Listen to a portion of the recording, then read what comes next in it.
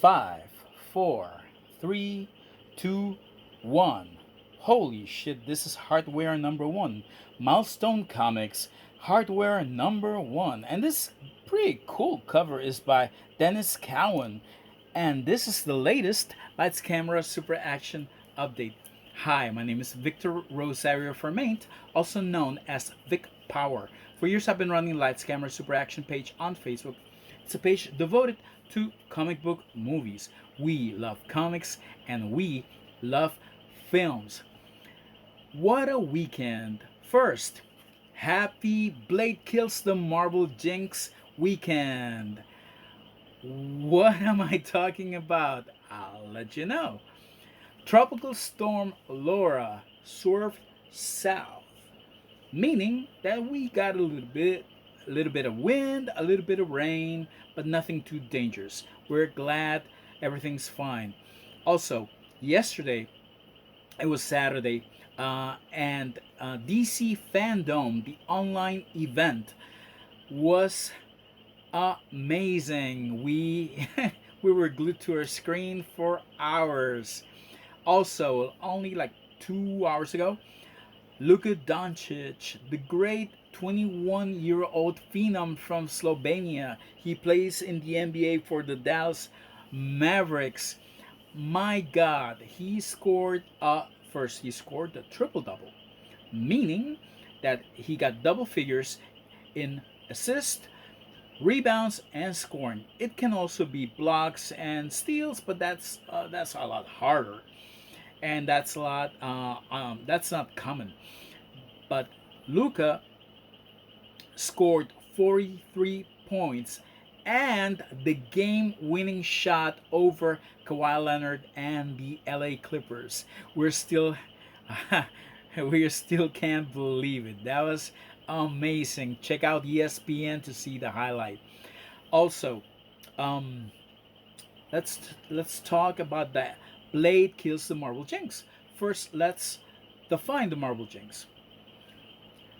DC Comics has had movies intermittently since 1966, since the Batman movie that was spawned from the TV show. They've had a lot of good movies. Marvel, on the other hand, wasn't that lucky. They were doing fine on television, but in terms of Hollywood, their first movie came out in 1986. It was produced by George Lucas. Yes, that George Lucas, Star Wars guy. And excuse me, the movie was called Howard the Duck, and it was a box office bomb. No studio, no major studio wanted to touch a Marvel property since then. Only smaller outfits produce films like The Punisher in '89 and Captain America in 1990. They were so cheaply conceived that they went straight to video. Also in 1994, Roger Corman directed the Fantastic Four movie that went unreleased. So what happens in 1998? On August 21st, 1998, it was the debut date for Blade, the Vampire Hunter, the Daywalker, starring Wesley Snipes and directed by Stephen Norton. That was the first box office win for a Marvel superhero. And the Marvel Jinx, 12 years of misery, of pain, and disappointment for Marvel fans, ended with Blade. That's why we're celebrating the Blade Kills the Marvel Jinx weekend. Wow, it's said that Blade's success helped greenlight the X-Men because that's something else. No movie, no Marvel movie was being greenlit. No Marvel movie, every Marvel movie was in turnaround or it was in development hell. So since then, since 1998, we've seen Marvel movies. First Blade in '98, then the X Men in 2000. So now let's talk DC fandom. Wow, exciting stuff. The format, it was really well designed. The format was fun. They had a lot of stuff that was small. Um, like the Flash was only 10 minutes long. That Flash panel was only 10 minutes, short and sweet. Let's call it short and sweet. The Flash was only 10 minutes long. The Shazam 2 panel was they did not have much to say, but we saw them. We saw the director, we saw the cast, and we found out the name of the movie, Shazam 2 Fury of the Gods. The Black Adam panel was pretty cool with The Rock. He was there, and we got a surprise. In the Black Adam movie, we will see the Justice Society of America, at least four of them. Cyclone, well, whom I don't, it's a female character I'm unfamiliar with. Adam Smasher, and the actor who's playing Adam Smasher was there, Noah Centineo. Or I apologize if I'm mispronouncing the name. Uh, Doctor Fate. Oh my God, Doctor Fate will be there. And remember that show we had in which I asked which DC hero you wanted to see, and some of you said the Martian Manhunter, others said Nightwing, and some said Hawkman. Well, Hawkman will be in the Black Adam movie. Holy shit, that's great. Also, what else? What else? What else? Okay, in the comic book world, we're excited because Tom King, who is a great, perhaps the greatest writer working right now. He's also doing the New Gods script. He will script. He will be the writer of a Rorschach series, and that's exciting. And a milestone. Remember that I showed you hardware? Well, this was not the only title that they had. They had a title I really, my favorite title, milestone title was called Icon, Icon and Rocket. They also had the Blood Syndicate. They also had Static Shock. Well, it was called Static, but in in the animated show, it was called Static Shock, and also they announced that they're working on a Static Shock movie. Who's there? Who is in the milestone panel? Dennis Cowan, the artist for Hardware, and he will be the artist for Icon and Rocket. Also, Reggie Hudlin, who was the great writer of Black Panther, that run with John Romita Jr. That was I forget how long that was, 10 years now. And he was also the director for the Eddie Murphy movie Boomerang with Robin Givens and Halle Berry. Oh, Chris Rock was there too, and Martin Lawrence. That was a pretty good panel. I love that one. What else? Oh yeah, James Gunn. James Gunn had a behind the scenes footage of Suicide Squad, and he played a game with the cast, but that finally we know which actor is playing who. Idris Elba is playing a Superman villain called a Bloodsport. Nathan Fillion is playing TDK. Jake Courtney is returning as Captain Boomerang, and so is Margot Robbie as Harley Quinn. But also, Michael Rooker will be playing Savant. Sean Gunn, James Gunn's brother, will play Weasel, and he plays Rocket.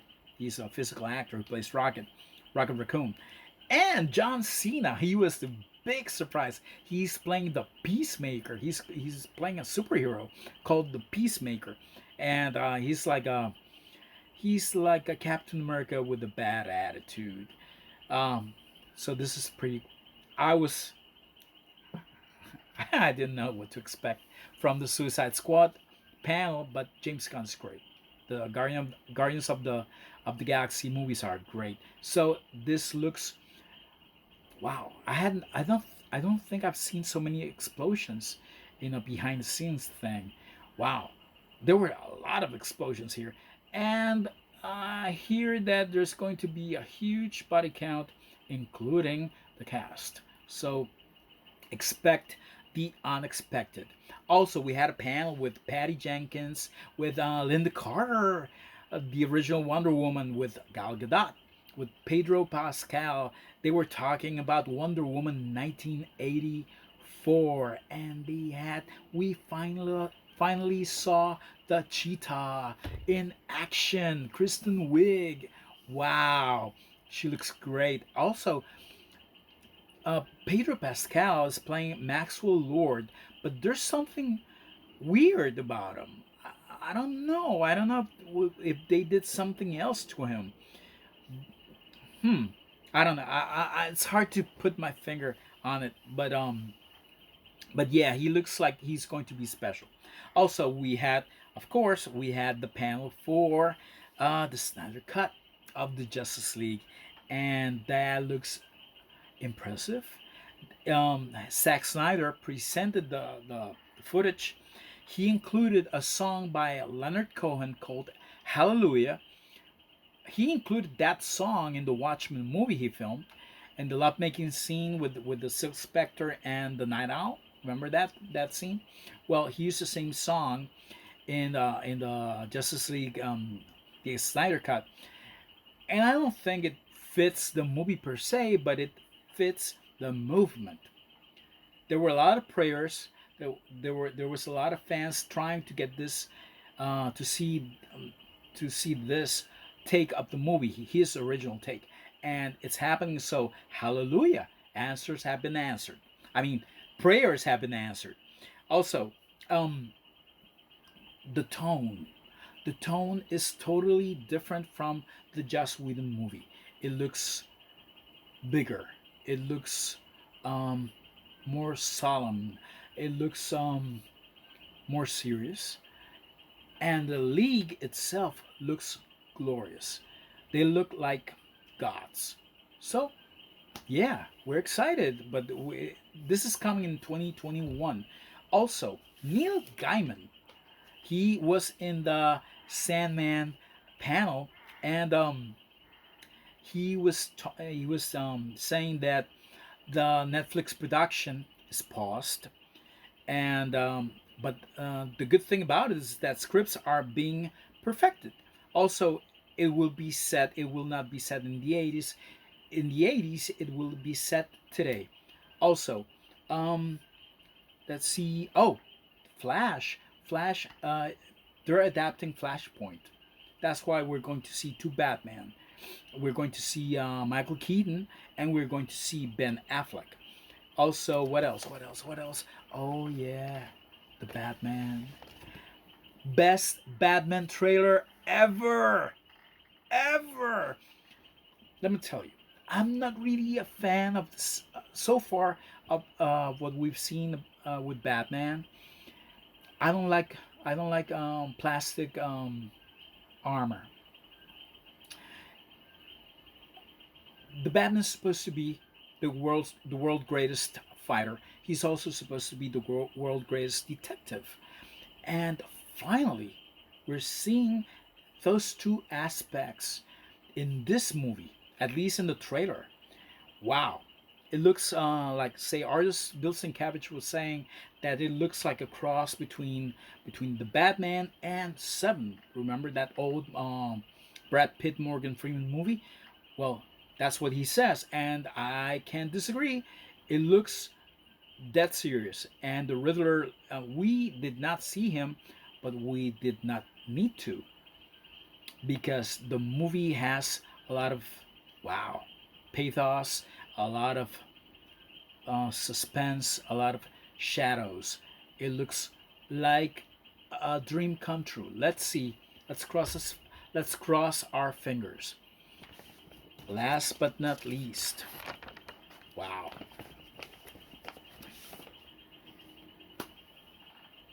Remember, wearing a mask is not about politics. It's about saving lives. So, be a superhero. Wear a mask and wear it proud. Also, hit subscribe, hit the bell, hit the like button, and go for the grand slam by leaving a comment. So stay home, stay safe, and stay tuned for the next Lights, Camera, Super Action update. See you around, fellas.